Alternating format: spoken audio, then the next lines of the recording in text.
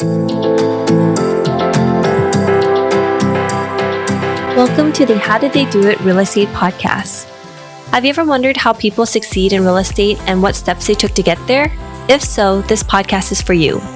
Your hosts, Sayla and Eileen Prack, interview top experts in the real estate community to share with you their real estate journey and how they achieved massive success.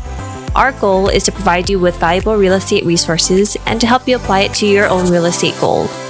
Welcome, everyone, to today's episode of the How Did They Do It Real Estate Podcast. I'm your host, Eileen Prack. And today our guest is Sterling White, and he is a multifamily investor specializing in value-add apartments in Indianapolis and other Midwestern markets. He's involved with the management of over $10 million in capital, which has been deployed across $16 million of real estate portfolio made up of multifamily apartments. So Sterling has a fantastic background, a fantastic story. His name in the multifamily space is pretty well known. And so he has a fantastic story that he's going to share with us today. So Sterling, welcome to the show. And how are you doing? Yes, appreciate having me on. Every day above ground is a true blessing. And everyone go ahead and get your popcorn ready. We're going to take you along for a show. All right, Sterling, let's start. So give us a little bit about your background and how you got started with real estate. Yeah, so grew up humble beginnings.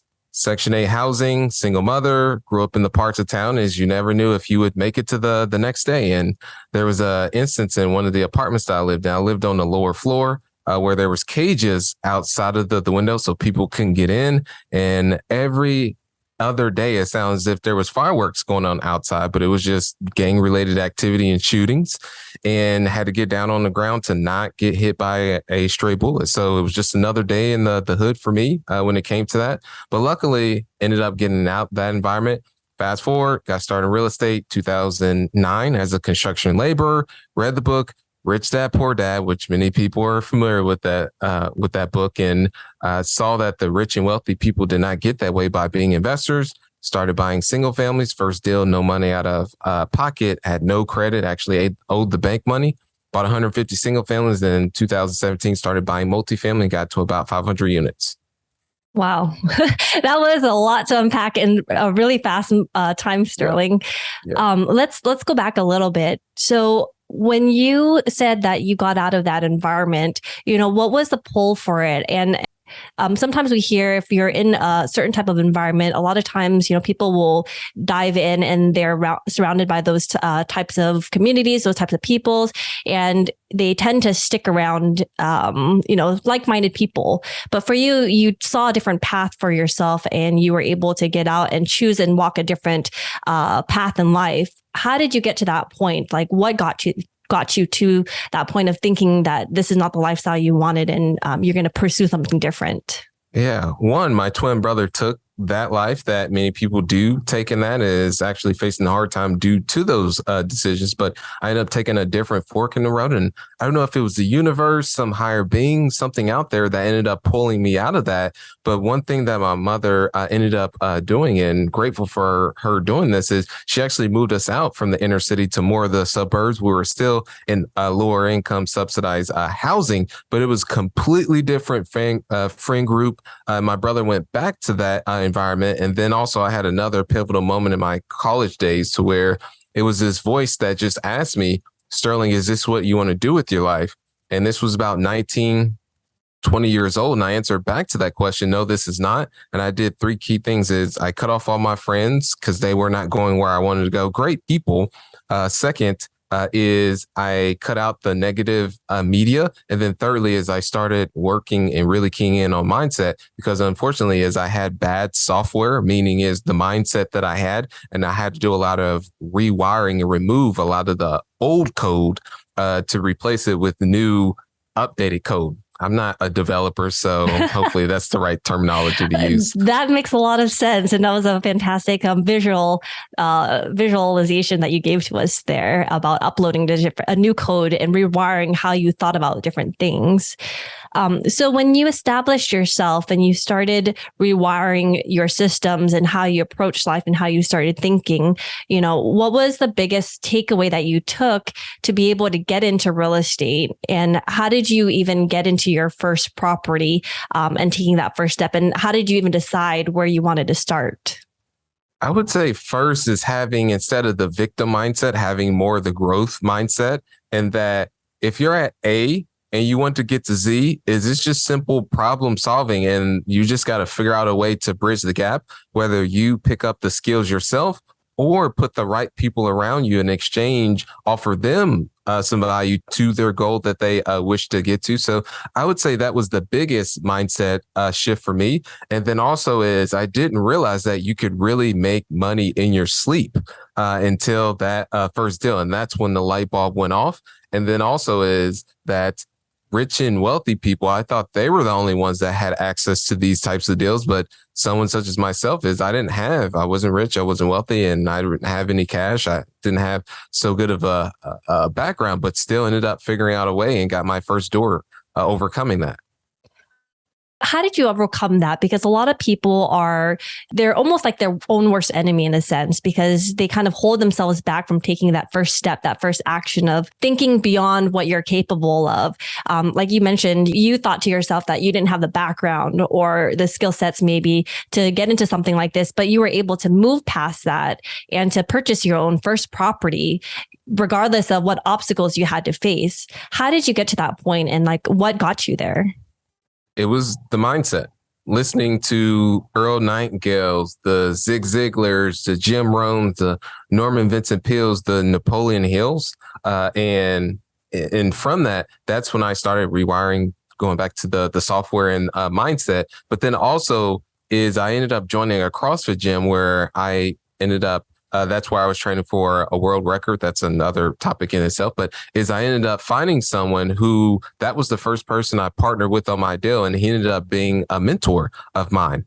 So that was also a contribution. But I always bring it back to mindset, and then also the cliche is why. What is my why? And a lot of my why was I don't want to go back to the environment that I ended up growing up in. And then also is I had someone on a daily basis, well, every other day, being my mother, told me I wasn't going to amount to anything. So that's also innate fuel that I have within me.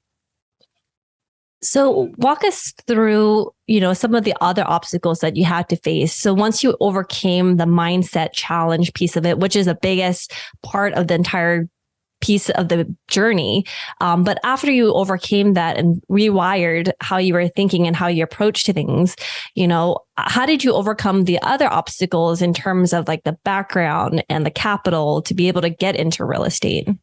Yeah, it's just assessing, and this comes from a self-awareness, which I'm steadily on this journey of being more self-aware and having awareness, is identifying what my strengths are and then what my weaknesses are, and then figure out how I can leverage those strengths that I have to complement someone's weaknesses that their strengths are my weakness. So that initial mentor that I had is, as an example, is he had the cash he already owned multifamily, but he wanted to start buying single family. Normally it's the other way around, single family, multifamily, but he didn't have the time to find the deals, but he had the cash. I had the time to find the deals, but I didn't have the cash. So that's how that original partnership had started. But even before that initial deal, I was working within this property management company for completely free. And one of the things I did additionally was I brought more of a digital presence on posting his units available for rent online, because he was more of an old school operator. So it's just figuring out how, well, for me, my weaknesses are and strengths, and then how I can find someone to offset that. And hopefully you can complement theirs as well. So your initial partner owned a property management company? Correct. And apartments, smaller apartments. Got it. And so you had partnered with him and you were looking for different ways where you could add value onto his business and trying to figure it out. And that's how you determined how you could apply most of your strengths to add the most value to him and his business.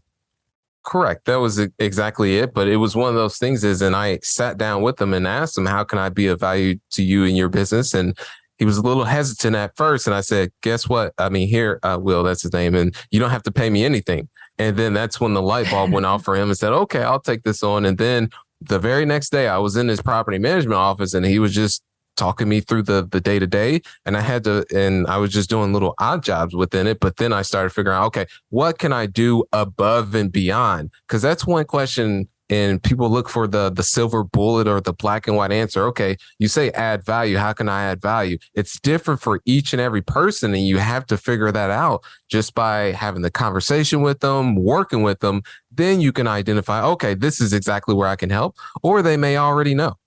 When you started to incorporate some of the digital footprint in with his business, how did that change the way that he started doing his property management and building out his own business? And how did you take that to apply it to your own self? So going forward is, I mean, our partnership that we just had several single families. And then about a year and a half, 2 years is I ended up venturing off and starting my own company with another individual. And that's where I was able to quickly scale. So how he was able to use that going forward is, I mean, he kept implementing that system and his units were able to turn around quicker. And so that's all I know pertaining to that. When you were looking for deals, because you said you had the time to go look for deals where he didn't have it. So that was another area where you could add value to it. How did you know where to start? And what were some of the different things that you were looking for as you were in the early stages, learning and figuring out, the markets and what kind of properties you're looking for, how to get the best deals? Walk us through that a little bit, please. So it was a lot with figuring that out now that I think about it. But is one resource I was using was Bigger Pockets, which was a tremendous source at that time. It still is. I mean, and I don't get a kickback for anyone signing up for a free count, by the way. And so that's where I had started. And I was just researching, and I don't know what it was that drove me to C class, or you could even say D class property, just based upon the year they were built, but they were in C plus B minus locations. But I just wanted to start there because they were the cheaper, but I wanted to avoid the hood, for lack of better words, or the neighborhoods that were more volatile and high crime. So that led me to the sweet spots of the C type properties and the B minus to B locations. And then it was from there. Okay, now how do I start to get the leads into the pipeline? So I was doing handwritten letters. I was actually writing those myself on yellow letters. So, and then also I was doing the driving for dollars approach and putting up bandit signs and attending meetups. And that's how I got my first deal, was actually through someone who had a relationship with the owner that needed to sell their property. From there, from the first deal that you had, did you find a lot of successes with everything that you did in terms of like the handwritten letters, the meetups? Like, which one was the most successful to you, or you found to be the one that worked the best for you? And which one maybe didn't work the best? I'd say the bandit signs, because what happened is in that year, 2014, it started to get played out and people got used to those signs. And then more so, people would call you complaining about the signs versus people calling you to actually sell their property. So, hey, your sign, and take it down. Yeah, exactly. And those are pretty far up. So came up, had a PVC pipe. It was my business partner. So a PVC pipe, and then put a stapler in that. And then you would be able to put that sign way up there, so people would have difficulty getting it. But so at that time, I'd say the handwritten letters and getting deals off of direct from people at that time. So word of mouth were the biggest lead generators, but that definitely changed shortly after that. So when you say it changed shortly after that, what does that mean? So ended up had to scale that. So had 2 single family homes with that mentor and that partnership. And then shortly after that, I started a company with Jake, another individual.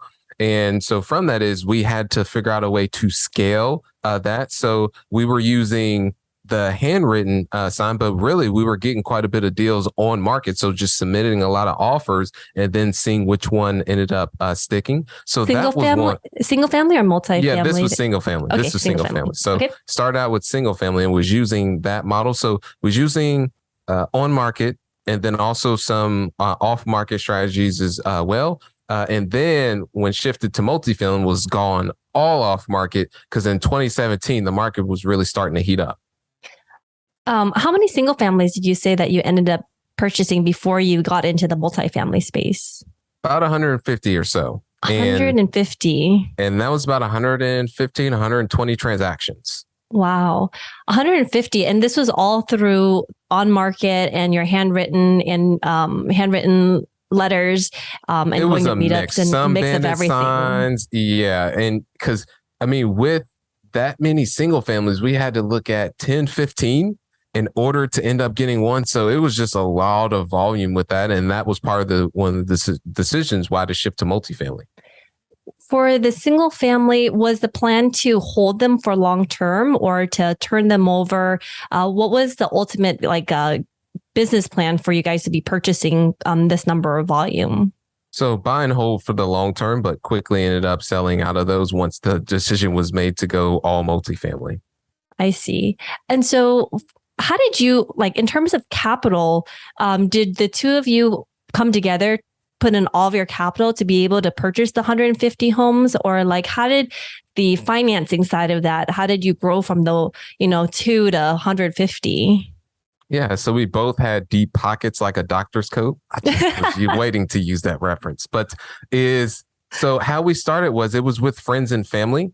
And then quickly so how it's when the transition was made to that new company with Jacob as an example is we started with uh, and we were doing portfolios of 10. So we would buy 10 single families. These were C properties, buy them for 25, 30,000, put anywhere between 10 to 15 into it, and then rent it for $700 to $800. So once we got 10 of those through using our friends and family's cash, is we would go out to outside investors. And this is what I was doing through the marketing side, bring on investors to cash those original investors out, and then just go do it all over again. And those new investors would get a return from the cash flow of the property. So that's how we were able to scale so quickly. How did you structure it with the investors in terms of like hold period times and like between you guys as owners and the investors for a single family?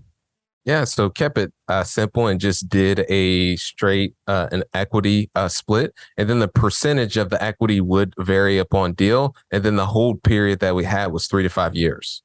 3 to 5 years. Got it. And during this time, they were still able to generate cash flow to be investing in because they were for long-term period holds where you guys were renting it out to renters.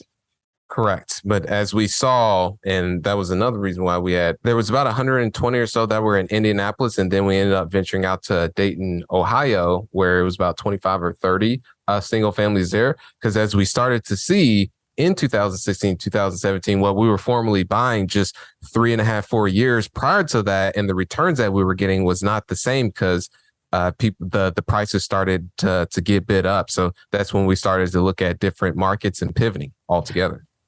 Back then, because it's been a couple of years now, back then, what were some of the returns or your buying criteria for those houses?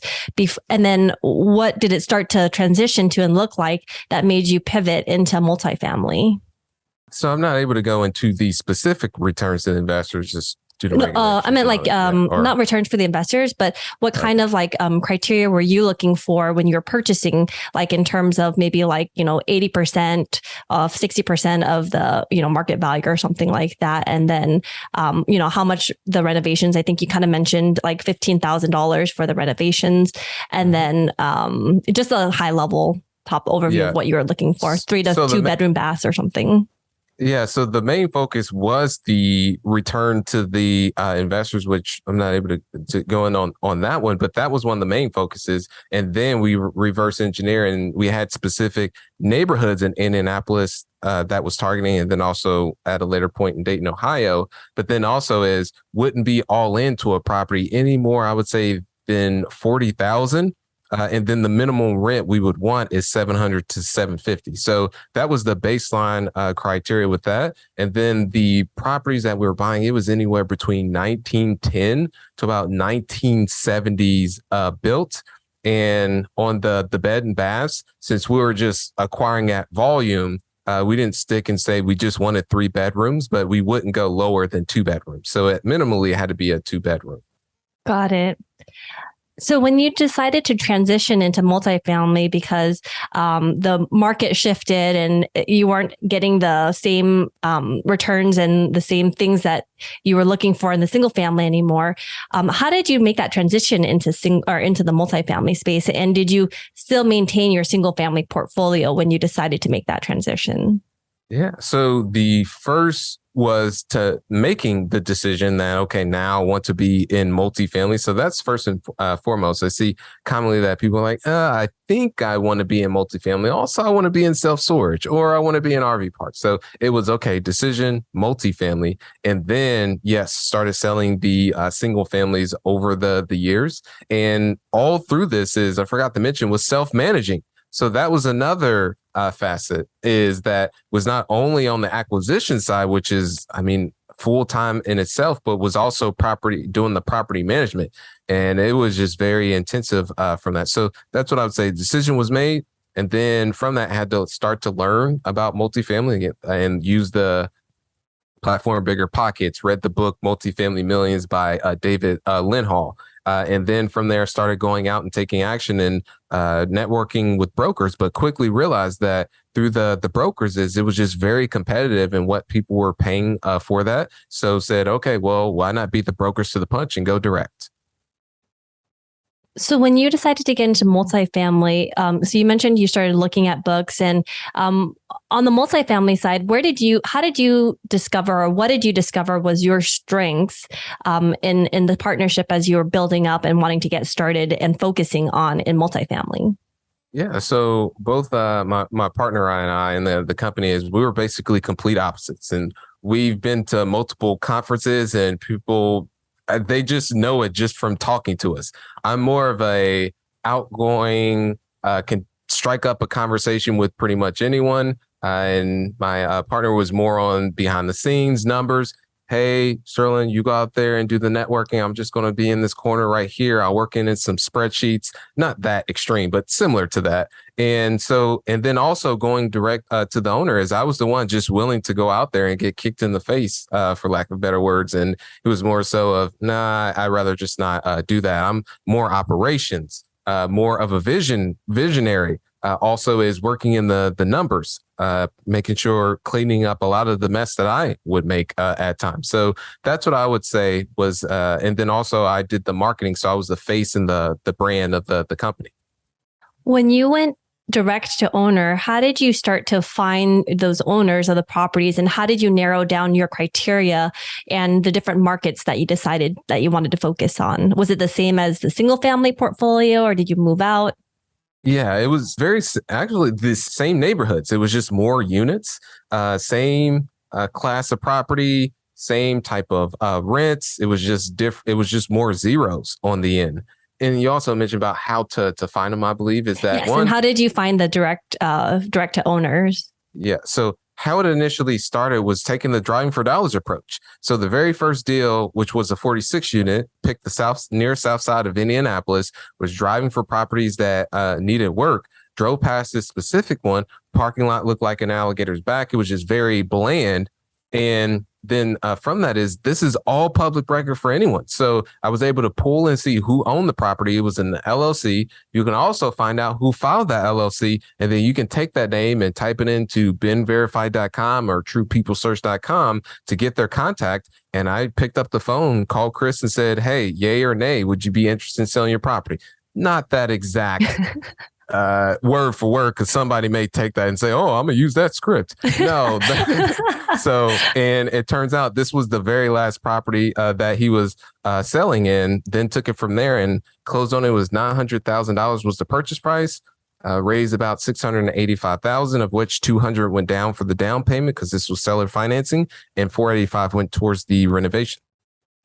Since this was your first multifamily deal, how did you get good with the underwriting, and what were some of the different aspects you're looking at when you were evaluating whether or not this was going to be a good deal for you and your investors? So underwriting was not too, and that was another thing for me. I don't enjoy numbers in spreadsheets. So that was more on my partner side with the underwriting. And we did make mistakes on the first initial deals with that. but it was just sticking to the fundamentals and not putting too much debt onto the property, not being too aggressive on the rents. But we quickly found out, and on our timetable, is that year for that specific property was one of the worst winter months. Ended up pushing and delaying the construction phase, which then pushes the can on other metrics that we have. And then also a boiler went out on the property. So there was a boiler system with it. So quickly realized that just those properties that have where the owner pays heat, of course, during the winter times, the tenants are going to be blasting that heat, walking around in their underwear. So the expenses were high on that property. So ended up taking those learning lessons from that, ended up selling it at the top of the market or close to the top and had a good return on it, but took those lessons and applied them moving forward. When you made that first contact with the seller, and I know it's not the exact script, but what was it about you and your story and what you had talked to him about, do you think that made him very willing to sell it to you and your partner? That is a great question. I say it's all sales. And I never even thought, and this all goes back to mindset for whoever is listening. I literally brainwashed myself with just removing a lot of the limiting beliefs that I had. Is that going into that call, I didn't even think of this was a 46 unit deal and was just doing single families before that. And then also he said that if you're not willing to put down minimally $50,000 earnest money, we no longer need to continue this call. I just on the dime said, hey, Chris, no issue. We'll be able to figure that out. So I would just say the confidence.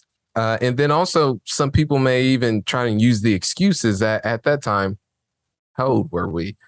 20, I believe I was 26. Jacob was 27. So some people may even use that as an excuse and say that they're too young. I didn't look at any of that. I just looked at the end goal. And I believe that also the seller saw that and didn't even have any hesitation about selling to us. Did you have any reservations from your investors when you moved from single family into multifamily? And how did you make that transition to them?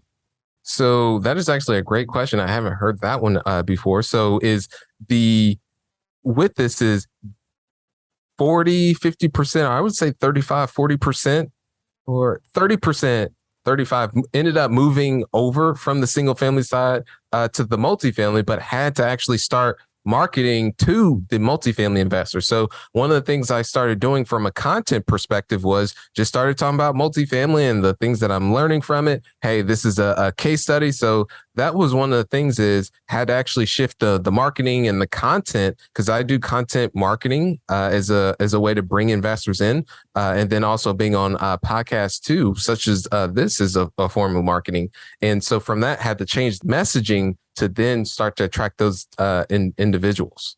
Can you expand a little bit by what you mean by content marketing, and what are some of the other strategies you use to spread the word and educate the people around you?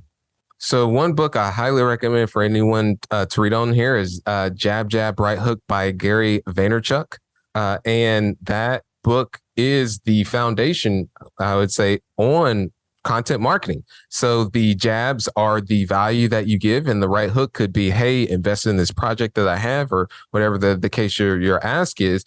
And a lot of times if you give someone so much value, you don't even have to go for the right hook in the ask. So through the content marketing is I was using channels such as biggerpockets.com that and being in the forums. And then I started doing the blogs on there. And then also the other channels I was using is having my own podcast, being on others' podcasts, and then also leveraging social media instead of being used by social media is using social media. So, but I would say for someone first starting out is you just got to stick to one platform and not spread yourself thin. Because if you do too many things at once, you're really not doing anything. As you've been building up and scaling, especially your multifamily portfolio, what was the biggest, I guess, learning curve that you had to make in that shift in running a bigger portfolio, more doors under your belt, managing the property? What was the biggest challenge that you had to overcome? Maybe if there was like a mistake that you had to learn from, or lesson learned. Yeah, I would say one is it was easier, especially that first 46 unit, like, oh Easier than gosh, single we got to do family? more. Yes, yes. They're like, oh gosh, we're no longer, this is where we want to be. And I'd say is you can never be, and I don't want to say never, but I'm going to say never, is be too conservative on the deal, because there are just things outside of our control and there's things within our control, and couldn't control a very bad winter. Couldn't control a boiler going out. And even though was conservative in saying, okay, we're going to put this allocation for CapEx. Okay, we believe that this is conservatively what we believe we're going to get done to then get the property stabilized. Nuh-uh, that wasn't the case. So it's just those types of things, and just based upon what the market gives you, you just got to learn to pivot. So that's the biggest learning lesson I would say, is just be willing to pivot. And then also it comes down to timing when you buy a property, because I don't want to go down that rabbit hole, but I would just say is that being willing to pivot. And fast forward to today and what your business model is, and with your track record, how else do you stand out from the other operators out there, especially when you're bidding and looking for great deals? Everybody knows the market is competitive, or not bidding, but are looking to acquire new deals. So how does that work, and how do you kind of stand out, and how does your model kind of differentiate between others? And when I mention not bidding, that's because don't go on market, go off market. But over the years, to be transparent, it has been, you could say, sitting on the sidelines and stabilizing the current properties and actually selling the properties. So taking, because I believe, and I'm not sure when this will post, is there's going to be a downturn, because I am starting to see not an entire softening on the market, but just where the climate and just looking at the data and seeing what's going on is just not sustainable. So while what I learned from Warren Buffett is when those are greedy, it's the best time to be fearful. So actually just have my last apartment, which is 156 unit, which is now under contract to actually sell, and then I'm out. Oh, fantastic. So then what's next for you? I don't know. No, I'm joking. So it's, I'd say is one of the things I've really taken, or multiple things, is one, still steadily acquiring multifamily. That's what I enjoy most, finding deals. That's my go-to. I'm a deal junkie. And philosophy. So I've enjoyed taking up philosophy, stoicism, Taoism, all of these. It's really changed my view on the world, and understanding this goes back to the things that I can control and the things that I can't control. Meaning is the rising of interest rates, different wars, all these different things that go on out of my control. But what I can control is how I actually react and respond to those. So there's that. And then also traveling and learning a new language. What language are you learning? So Spanish. So I can speak it, but I'm still practicing on listening. I'm about 65% of the way. Oh, all right. Here's a test. Can you introduce yourself in Spanish? Me llamo Sterling. Estoy real estate investor in Estados Unidos. So yeah. Thank you. It's fantastic. Compro apartamentos in Texas, también Indianapolis. Did you understand some of that, or you got where I was going? My name is Sterling White. I invest in apartment buildings. I like Texas and Indianapolis. I buy apartments in Indianapolis, but you got the gist of it. That's good. Well, I knew the Indianapolis and the Texas part for sure. Yeah, those were in English. There's no Spanish word for Indianapolis or Houston. So Sterling, how has real estate investing impacted your life so far? The mindset in what's possible. I always thought that you had to work a 9 to 5 and you had to be on the hamster wheel. And from that is real estate has allowed me to travel and to be able to have more time to focus on bettering myself as an individual. That way I can be more valuable to the actual and give more to the world. So I would say what's possible.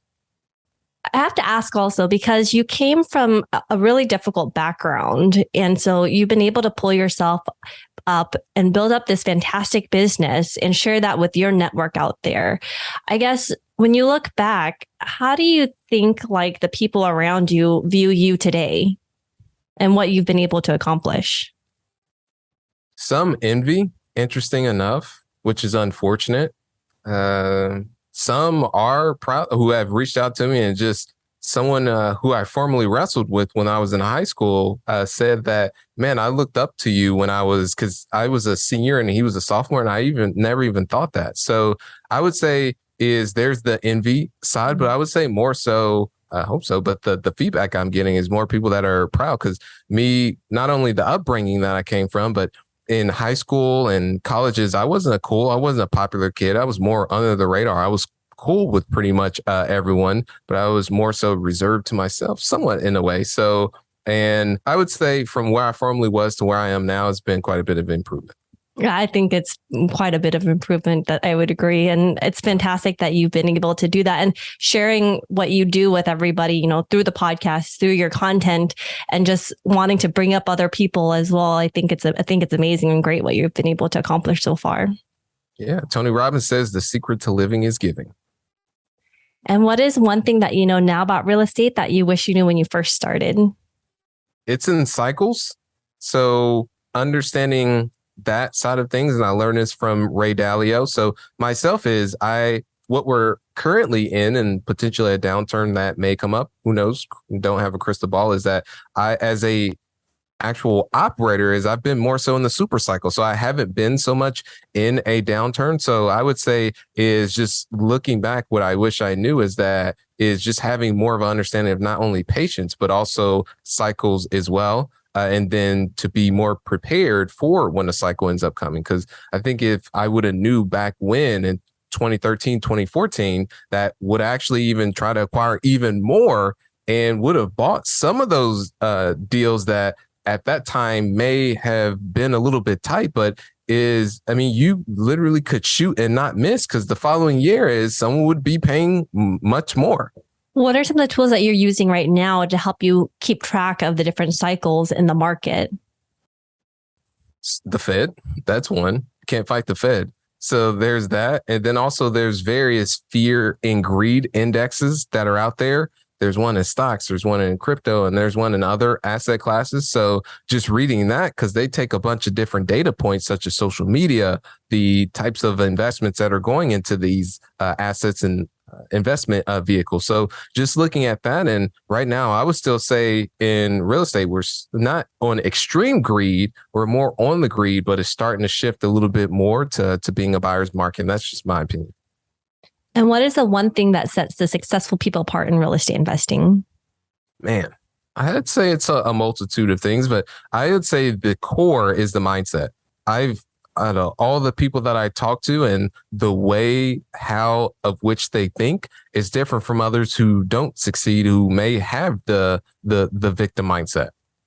Awesome. And Sterling, if our listeners also wanted to find out more about you, follow your journey, where's the best place that they can go?